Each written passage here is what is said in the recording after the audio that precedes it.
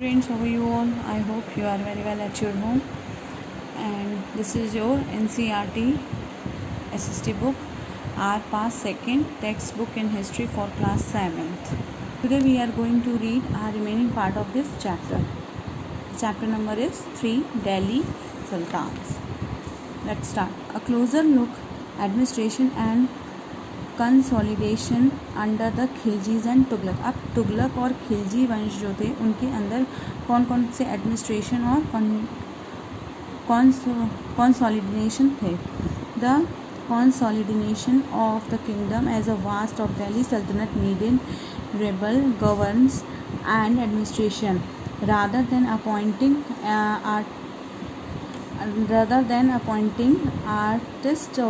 aristocrat and landed chieftain as governors.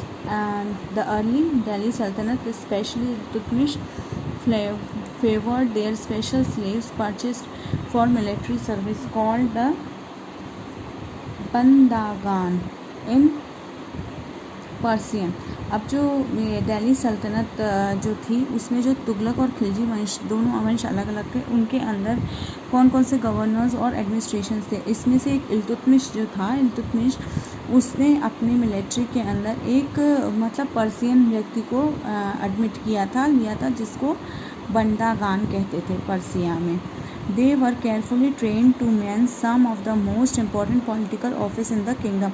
वो बंदे जो होते थे, वो लोग जो होते थे जो मिलिट्री सर्विसेज के लिए उसने अपने आर्मी में उनको रखा था, वो लोग कैसे होते थे, वो बहुत ही ज़्यादा केयरफुल ट्रेंड होते थे और बहुत इम्पोर्टेंट, मतलब वो पॉलिटिकली उसमें भी वो बहुत उनके जो किंगडम का जो राज्य था उसमें जो शासन की जो बातें मतलब की जाती थी उनसे रिलेटेड वो बहुत ज़्यादा मतलब बहुत इम्पोर्टेंस रखते थे.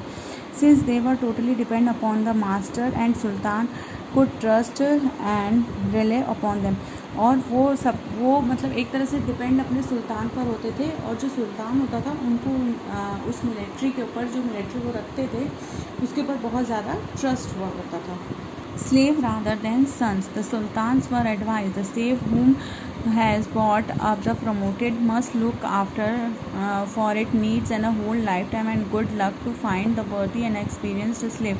Wise men have said that a worthy and experienced slave is the better than a son.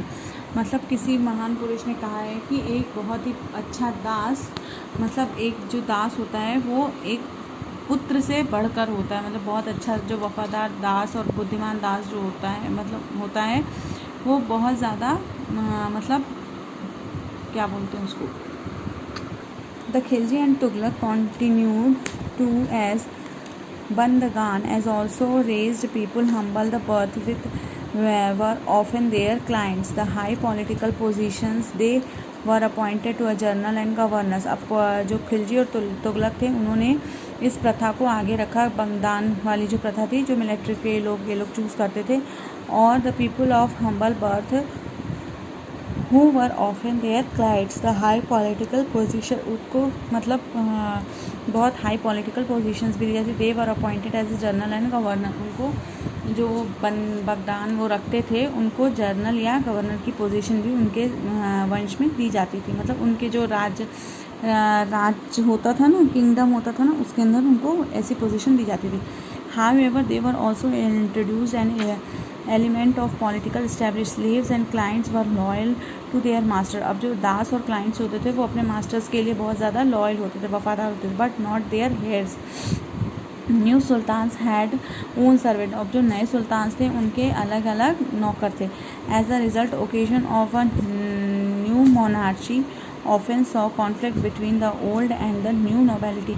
अब क्या हुआ, अब धीरे धीरे जब नए सुल्तान्स जो थे उनके अलग सर्वेंट्स थे और जो पहले वाले थे उनके अलग सर्वेंट्स थे, तो उन दोनों के बीच में मतलब बहुत ज़्यादा डिफरेंसेस होने लगे. The patronage of these humble people of the Delhi Sultan also shocked many elites, and the author of Persian Tariq criticized the Delhi Sultanate for appointing a low base born of high offices like the earlier Sultan. The Khilji and the Tughlaq monarchs appointed a military commanders as the governor and territories of various size. These lands are called इक्ता and holder was called इक्तेदार. अब जो ये तुगलक और खिलजी वंश थे, इन्होंने tax वगैरह लगाए थे मिलिट्रीज़ पे, मतलब मिलिट्री कमांडर्स ये अपॉइंट करते थे, ठीक है. फिर इन्होंने मतलब एक तरह से लैंड के ऊपर कर लगाए थे, टैक्स लगाए थे, जिसको इक्ता कहा जाता था. और जो ये लैंड कलेक्ट करता था उसको इक्तेदार कहा जाता था. The duty of muftis was a land military companies maintaining law and order they the iqtas. अब इसके अंदर जो मतलब इक्तेदार जो थे वो उनको क्या करना पड़ता था, इक्ता जब वो लेते थे तो उनको सारे ऑर्डर्स जो थे मिलिट्री के और जो सारे कानून सारे सब चीज़ें माननी पड़ती थी. In the exchange of their military services the muqtis collected the revenue of assignment as a salary. और इनसे जो इक्ता इकट्ठा होता था वो रेवेन्यू ये इकट्ठा करते थे और इसको अपनी सैलरी मानते थे. मतलब टैक्स राजा को दे दिया, फिर उसके बाद से इनको क्या किया जाता था, इनको कुछ पैसे दे दिए जाते थे जो इनकी सैलरी होती थी.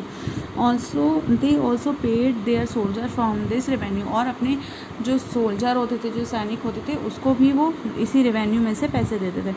Control over the muqtis was most effective in if their office was not inheritable and they were assigned for iktas for a short period of time before being shifted. These harsh conditions to service were rigorously imposed during the reign of Alauddin Khilji and Muhammad Tughlaq. Accountants were appointed by the state to the check amount of revenue and collected by Muqtaz. अब इन लोगों के अलाउद्दीन खिलजी और महमूद तुगलक के accountants जो वो appoint करते थे वो किस लिए करते थे, वो इसलिए इकट्ठे करते थे क्योंकि वो अपना जो रेवेन्यू का अमाउंट जो है वो मतलब चेक कर सके. Care was taken then muqtis collected only the taxes prescribe the states and that keep the required number of soldier. और इसका भी ध्यान रखें कि जो भी स्टेट से हमें टैक्सेस इकट्ठा हुए हैं उसका ध्यान रखें और कौन कौन मतलब उनके पास और कितने सोल्जर्स रिक्वायर्ड हैं, इन सब का भी ध्यान. एज दिल्ली सल्तनत brought the hinterland of the cities under their control, they forced the landed and chieftains, the Samanthas, aristocrats and rich landlords accept their authority. Under the Alauddin Khilji, the state got assignment and collection of land revenue under its own control. The rights of local chieftains as to levy taxes were cancelled and the local chieftain levy taxes were cancelled and they were also forced to pay taxes. The Sultan's administration measured the land and keep carefully account. Some of the old chieftain landlords served the Sultanate as revenue collector and the assessor. There were three types of taxes on cultivation called kharaj, amounting and about 50% the present produce, and second on cattle, and third is house. अब ये जो खिलजी और मोहम्मद तुगलक थे, अब इनके time पे क्या होते थे, तीन तरीके के टैक्स चलाए थे इन्होंने. पहला जो था वो किस पर था, कल्टीवेशन पर, जो भूमि में खेती किसानी होती थी उसके ऊपर चलाया था टैक्स इन्होंने. उसको खराज कहा जाता था, जिसमें 50% जो था, जो भी कल्टीवेशन में जो भी ग्रेन्स या जो भी अनाज उग रही है उस पर इनको 50% टैक्स देना पड़ता था. मतलब जो भी वहाँ की किंगडम जो भी राजा होता था उसको टैक्स देना पड़ता. दूसरा इन्होंने कैटल्स पर लगाया था, जो भेड़ गाय ये सब चराते हैं ना, उनके ऊपर टैक्स लगाया था. और तीसरा घरों के ऊपर टैक्स लगाया था. It is important to remember that a large part of the subcontinent remained outside the control of the Delhi Sultan. It was difficult to control the provinces like Bengal from Delhi, and soon after the annexing southern India, the entire region became independent. Even the genetic plains there were forested areas. The Sultanate force could not be pretend local chieftain established their ruler. These reasons sometimes rulers like Alauddin Khilji and Muhammad Tughlaq could force their control in these areas but only short duration. आप मोहम्मद बिन तुगलक और खिलजी ने मतलब ये सारे काम किए लेकिन कुछ ही कम समय के लिए, क्योंकि ये बहुत ज़्यादा मतलब लोगों पर बहुत ज़्यादा अत्याचार करते थे। ये अपना शासन चलाने के लिए लोगों के ऊपर बहुत ज़्यादा अत्याचार करते थे, तो इनका जो शासन था वो भी बहुत ज़्यादा टाइम के लिए नहीं रहा, एक शॉर्ट ड्यूरेशन तक ही रहा। सो in next video we will continue this next topic. Okay, thank you and take care.